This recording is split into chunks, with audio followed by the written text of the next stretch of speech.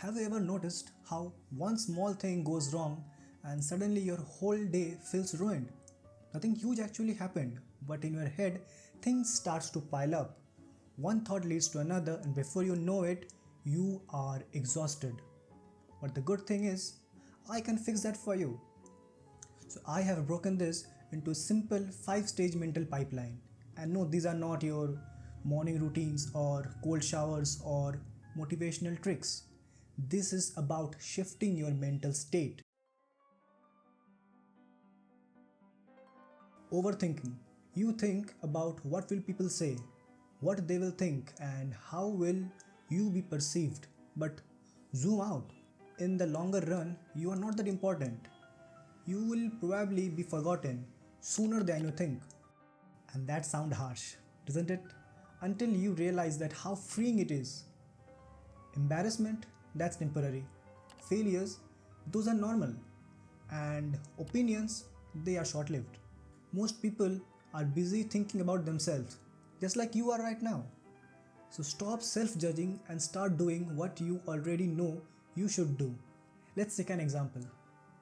You want to start creating content, but you are waiting for that perfect script, perfect lighting, perfect setup because you are thinking and fearing about what will people think.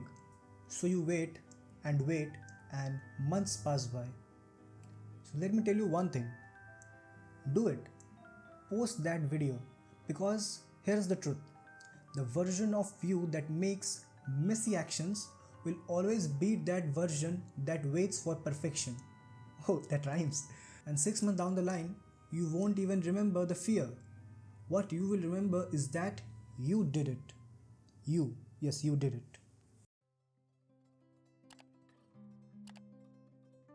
Expect the irrational. If there is one thing that I had to accept, it will be this. Most people are irrational. Let's take an example. Tomorrow you will meet different kinds of people. Some calm, some arrogant, some ungrateful, and some who just love to interfere in other people's business uninvited. Now here is what most people do. They get angry, they get frustrated, they let it ruin their day. But here is what changed everything for me. I stopped expecting people to be rational. I mean, just think about it. That person who cut you off in the traffic, they are dealing with something you know nothing about. That classmate or coworker who is always pissed, they learned that behavior somewhere. They simply don't know better. It's not about excusing bad behavior, it's about not letting their chaos become yours. You can't control how people act, but you can control how much space you give them in your mind. But what about when you can't avoid them? Now, if you have to talk to them, you can't afford to be angry at every person you don't like. So here is what I do instead. I use what I call the grey rock method. When someone is trying to get a reaction out of you, being dramatic, starting arguments, baiting you for a response, you become boring. You simply become boring. Not rude, not passive aggressive, just pure uninteresting. Short answers, neutral tone, no emotional fuel. Because here's the thing, drama needs participation, conflict needs two people. When you refuse to engage, you are not being weak, you are being smart. You are protecting your energy for things that actually matter. Save your reaction for people who deserve them. Everyone else, just grey rock. Comfort weakens the mind. Let's take an example. There is that one girl in the school or college that you like. You want to talk to her, but you don't.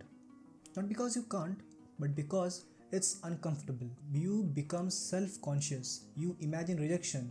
You imagine embarrassment. So you choose comfort. You stay silent, and that comfort slowly weakens your mind because it teaches you to avoid discomfort instead of facing it. Now you have two choices. Either you live with this regret or deliberately choose discomfort. That discomfort could be anything, working on your body, building confidence through effort, or simply practicing uncomfortable conversations. Now, if you say, I don't have money for the gym, that's your discomfort talking again. Notice how the mind finds reasons to stay comfortable. That's the pattern to watch for. The real battle isn't money, it's about the resistance that you have to accept and move anyway.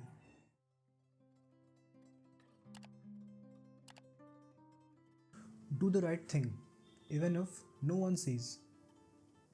Let me ask you something. When you're working on an assignment and you realize you can copy paste something, change a few words, and no one would ever know, do you do it?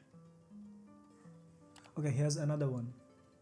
You're working on a group project, you could do the bare minimum, let the other carry the weight, and you still get the same score. Do you just go with the flow or do you contribute? See, these moments feel insignificant, like kya hi ho jayega, right? But they are actually defining you and your character.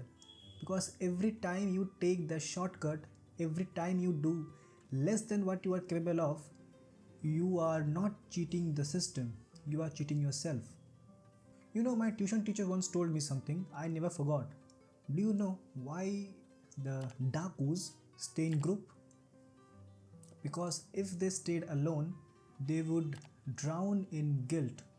Similarly, you may pass the test, but after getting the passed remark on the result, can you look in the mirror alone and say, I did this myself using my own abilities?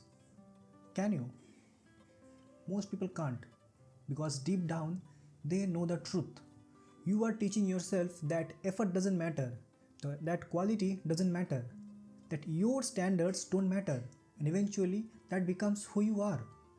The person who does excellent work when no one's checking builds a different life, not because of external rewards, but because they have built internal standard for themselves, and those standards they follow you everywhere.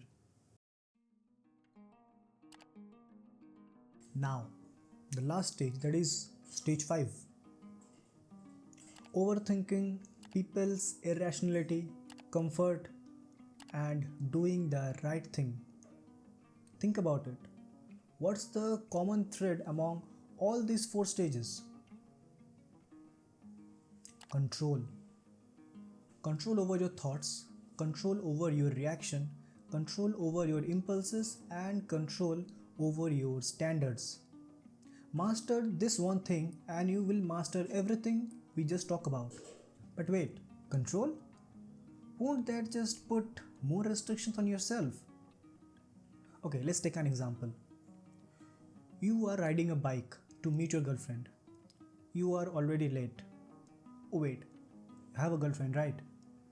And no worries if you don't have, it doesn't matter. You will get it later on. But yes, let's focus on this example, right? You are riding your bike to meet your girlfriend. You are already late. Suddenly, some dogs start barking at you on the street. Now, option 1 is stop your bike, get off, and waste 5 minutes dealing with them. Or option 2, keep moving and get to where you actually need to be. Right? Which one will you choose? Or you're almost there and someone you know stops you on the road, wants to chat, asks you about your family. Option 1 is stand there for 10 minutes having a full conversation with him or her. Option 2, keep it short, stay polite, and keep moving towards your goal. You already know the answer, right? Because control isn't about restricting yourself, it is about not getting distracted by things that don't matter. Think of it like this: blinders on a horse. They are not there to blind the horse, they are there to help it focus on the right path and not getting distracted by every little thing on the side. That's what controlling your mind really means.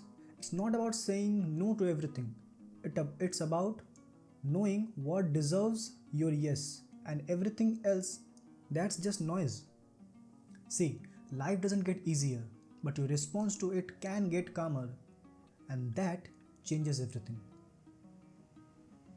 Ooh, you are still here. Thanks, man, for listening to me for this long. You can like this video if you got something helpful from this. If even one of these stages clicked with you, drop a comment and let me know which one. And if you want more of this, hit subscribe. I will see you in the next one. Bye.